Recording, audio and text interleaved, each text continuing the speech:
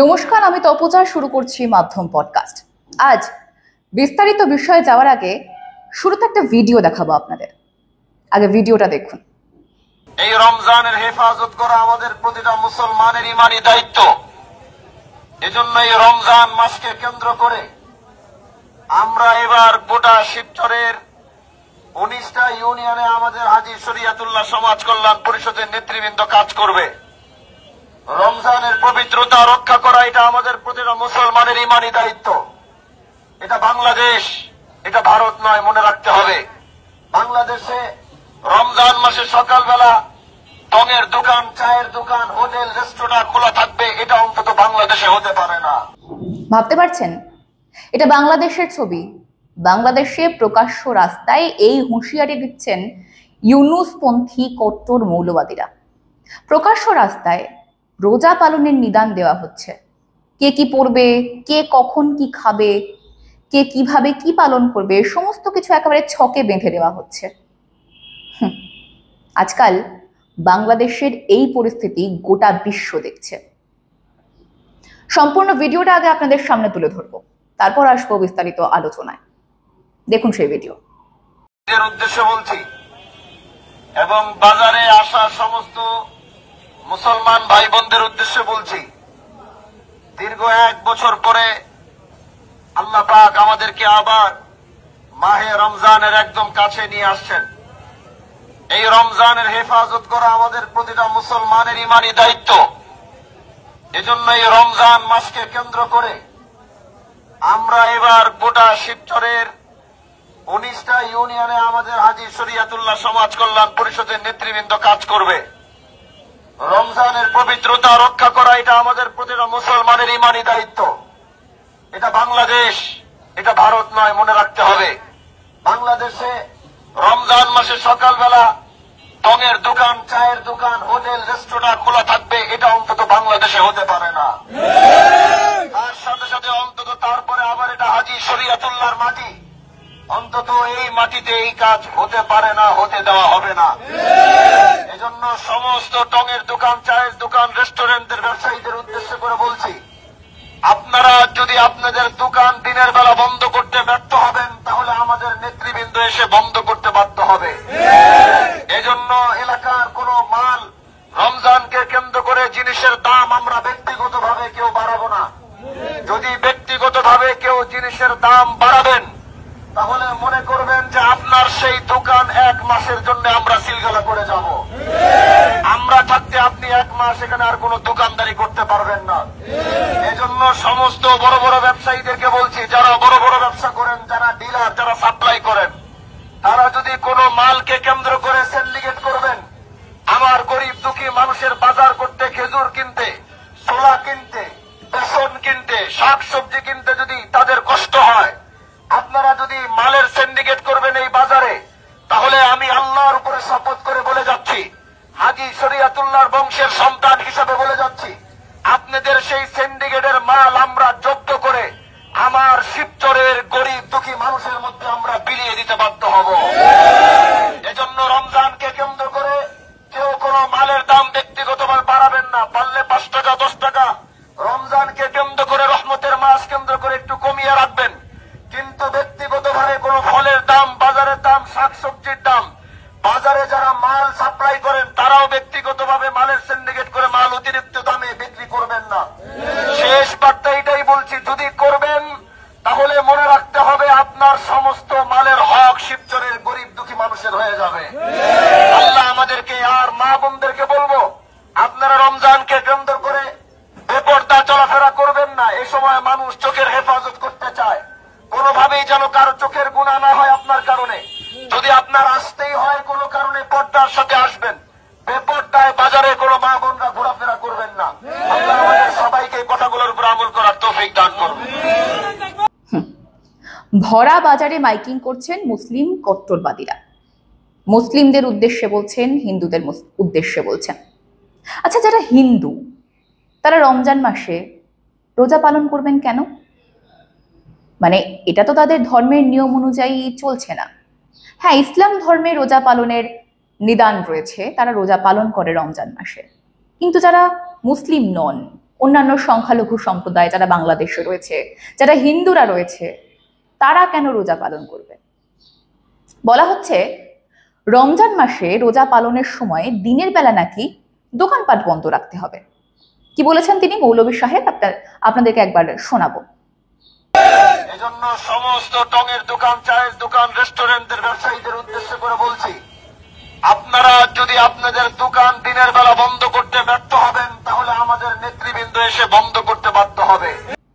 বাহ মৌলভী সাহেব, যদি একবেলা দোকান বন্ধ থাকে তাহলে সেই একবেলা ওই ব্যবসায়ীর যে রোজগার হতো সেটা কিভাবে হবে?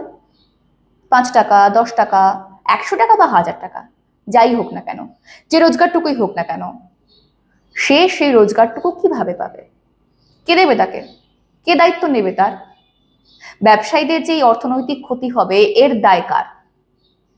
ভাবতে অবাক লাগে, কট্টর মৌলবাদীদের এই প্রকাশ্য রাস্তায় হুঁশিয়ারি, এই সমস্ত ভিডিও সোশ্যাল মিডিয়াতে ভাইরাল হওয়ার পরেও ওই বাংলাদেশের উপদেষ্টা, প্রধান উপদেষ্টা মোহাম্মদ ইউনূস, তিনি কিন্তু নির্বিকার, উদাসীন, তার তরফ থেকে কোনো রকম প্রতিক্রিয়াই আসেনি। অবশ্য আগেও দেখা গিয়েছে, এর আগেও বাংলাদেশে হিন্দু নির্যাতন খবরের শিরোনামে এসেছে। মন্দির ভাঙচুর, তাদের বাড়ি জ্বালিয়ে দেওয়া, হিন্দু মায়েদের, মেয়েদের কিভাবে নির্যাতন করা হয়েছে, সম্মান নিয়ে ছিনিমিনি খেলা হয়েছে, তা গোটা বিশ্ব দেখেছে, ইউনূস সাহেবও দেখেছেন। পার্থক্য হচ্ছে গোটা বিশ্বের তরফ থেকে প্রতিক্রিয়া পাওয়া গেছে, ইউনূস সাহেবের থেকে কিছু পাওয়া যায়নি। অথচ তিনি সেই দেশের সর্বেসর্বা, বাংলাদেশের সর্বেসর্বা। 5ই অগাস্টে হাসিনা যখন দেশত্যাগ করলেন, পদত্যাগ করলেন, তারপর থেকে নতুন বাংলাদেশ তৈরি হওয়ার এক জিগির উঠেছে। সকলে বলে এই নাকি বাংলাদেশের দ্বিতীয় না তৃতীয় স্বাধীনতা। সে স্বাধীনতা যত নম্বরই হোক না কেন, এটাই কি স্বাধীনতার হাল? যেখানে নিজের ধর্মের মানুষ অন্য ধর্মের মানুষকে সম্মান করতে জানে না, বরং বোঝা হিসেবে চাপিয়ে দেওয়া হয়, এটাই কি ধর্মের নিদান? প্রশ্ন হচ্ছে এই চাপিয়ে দেওয়া স্বভাবটা কেন থাকবে? হিন্দু ধর্মের মানুষ যদি আপনাদেরকে বলে, এই মুসলিম কট্টর মৌলবাদীদের যদি প্রশ্ন করে যে শিবরাত্রির উপোস, একাদশীর উপোস বা অন্যান্য ধর্মীয় যে নিয়ম কানুন রয়েছে, আচার বিচার রয়েছে, সেগুলো যদি পালন করতে আপনাদেরকে বাধ্য করা হয়, আপনারা কি সেগুলো পালন করবেন? বাংলাদেশ তো এখনো পুরোপুরি ঘোষিত মুসলিম রাষ্ট্র হয়ে যায়নি, তাহলে এই স্পর্ধাটা সেই দেশে কি হিসেবে দেখানো হচ্ছে? রমজান মাসে দোকান বন্ধ থাকবে, রোজা পালন করবে, যারা হিন্দু নয় তারা কেন দোকান বন্ধ করবে? তারা যে হিন্দু ব্যবসায়ী ওখানে রয়েছেন, তারা কি উদ্দেশ্যে রোজা পালন করবেন বলুন তো? মৌলভী সাহেব এখানে একটা উদাহরণ টেনেছেন। তিনি বলেছেন এদেশ বাংলাদেশ, ভারত নয়। কি বলেছেন তিনি একবার শোনাবো আপনাদের। এটা বাংলাদেশ, এটা ভারত নয়, মনে রাখতে হবে। কিছু বলার নেই না মৌলভী সাহেব, এটা ভারত হতে পারে না। যেভাবে যে দিকে এগিয়ে চলেছে বাংলাদেশ, তারপরে কখনোই ভারতের সঙ্গে কোনো রকম তুলনা হতেই পারে না। ভারত ভারতই, বাংলাদেশ বাংলাদেশে। পার্থক্য কোথায় জানেন? ভারতের উদারতায়। এখানে যে কোনো ধর্মের মানুষ শান্তিপূর্ণভাবে তার ধর্ম পালন করতে পারে। ভারত তাদের সেই অধিকার দেয়, বাংলাদেশ দেয় না। যে কারণে রমজান মাসে রোজা পালনের নিদান চাপিয়ে দেওয়া হচ্ছে সেখানকার অমুসলিম বাসিন্দাদের ওপর। যে হারে বাংলাদেশে হিন্দুদের উপর নির্যাতন বেড়ে চলেছে এবং সেই ঘটনা সকলের সামনে আসছে, তারপর না গোটা বিশ্ব বাকরুদ্ধ হয়ে গিয়েছে। আপনাদের হয়তো মনে থাকবে, আমরা আমাদের চ্যানেল মাধ্যমের তরফে একটি খবর প্রকাশ্যে এনেছিলাম, যেখানে বলা হয়েছিল বাংলাদেশে সম্প্রতি এই কট্টর মৌলবাদীরাই এক ঘোষণা দিয়েছে। এই ঘোষণা বলা হয়েছে সেখানে বলা হয়েছে বাংলাদেশের যে কোনো রেস্তোরাঁয় বা রেস্টুরেন্টে নাকি গোমাংস বাধ্যতামূলক করা হবে। দেখুন, এই গোমাংস বাধ্যতামূলক করার পিছনে কি উদ্দেশ্য থাকতে পারে, কি ইঙ্গিত থাকতে পারে, বা কি ধর্মীয় উস্কানি থাকতে পারে, তা নিয়ে কিন্তু মানুষের দ্বিতীয়বার ভাবার কিছু নেই। কারণ এই বিষয়টা সকলের কাছে একেবারে জলের মতো পরিষ্কার, ঠিক কি কারণে গোমাংসকেই বাধ্যতামূলক করা হলো। শুধু বিষয়টা একটা জায়গাতে নজর কাটছে। আমরা স্পষ্ট বক্তব্য দিতে চাই যে দেশে থাকতে গেলে, বসবাস করতে গেলে, ব্যবসা বাণিজ্য করতে গেলে গরুর গোশত হোটেলে রাখতে হবে। আর যদি ঘরগ্রস্ত না রাখো তাহলে তোমার হোটেলের আগে লিখে দেবে হিন্দু হোটেল, আমাদের কোনো অসুবিধা নাই। এখানে একটা বিষয় কিন্তু সন্দেহের ডানা তৈরি করছে, যেভাবে যে পথে এগোচ্ছে বাংলাদেশ, সেখানে বাংলাদেশের আগামীর সামনে যে একটা বড় প্রশ্ন চিহ্ন, সেটা বলার অবকাশ রাখে না। এই বিষয়ে সকলেই অবগত। হয়তো ইউনুসপন্থী যারা এখন ইউনুসের প্রশংসায় পঞ্চমুখ, তার দোষ খুঁজে পাচ্ছে না এবং তার বাহিনীর কোনো দোষ খুঁজে পাচ্ছে না, তারাও এই বিষয়ে অবগত যে কোন দিকে যাচ্ছে বাংলাদেশ। কিন্তু বাংলাদেশ যদি এই পথেই এগোতে থাকে, তাহলে বাংলাদেশের সামাজিক অবস্থা, রাজনৈতিক অবস্থা, অর্থনৈতিক অবস্থা ঠিক থাকবে তো? বাংলাদেশের ভবিষ্যতের জন্য কি বাংলাদেশের এখনই সচেতন হয়ে যাওয়া উচিত নয়? অন্তত যাদের মধ্যে বিন্দুমাত্র বিচার বুদ্ধি, বিবেচনা, জ্ঞান এখনো জীবিত রয়েছে সেখানে, তাদেরও কি শুধরে যাওয়ার সময় আসেনি? বিষয়টা কি যথেষ্ট অ্যালার্মিং নয়? আমাদেরকে আর মা বোনদেরকে বলবো, আপনারা রমজানকে কেন্দ্র করে বেপরদা চলাফেরা করবেন না। এই সময় মানুষ চোখের হেফাজত করতে চায়, কোনোভাবেই যেন কারো চোখের গুনাহ না হয় আপনার কারণে। যদি আপনার আসতেই হয় কোনো কারণে, পর্দার সাথে আসবেন। বেপরদায় বাজারে কোনো মা বোনরা ঘোরাফেরা করবেন না। আল্লাহ আমাদের সবাইকে এই কথাগুলোর উপর আমল করার তৌফিক দান করুন। আপনি ভাবতে পারছেন, আপনাকে বেঁধে দেওয়া হচ্ছে একটা নিয়মের মধ্যে।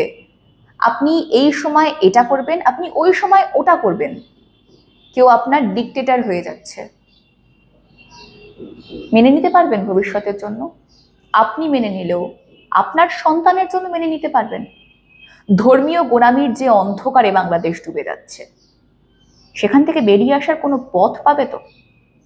আর ইউনূস সাহেব, তিনি যে এই সমস্ত অপরাধ, অধর্ম, অনাচার দেখেও একেবারে চুপ, প্রতিক্রিয়াহীনভাবে রয়েছেন, আপনি বা তার সাঙ্গপাঙ্গ এবং ইউনূস সাহেব, তারা কি জানেন যে পাপের ঘড়া পূর্ণ হলে ঠিক কি হয়?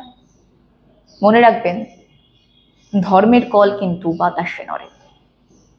এ বিষয়ে আপনাদের কি মতামত অবশ্যই জানান আমাদের কমেন্ট বক্সে। সঙ্গে থাকুন, দেখতে থাকুন মাধ্যম।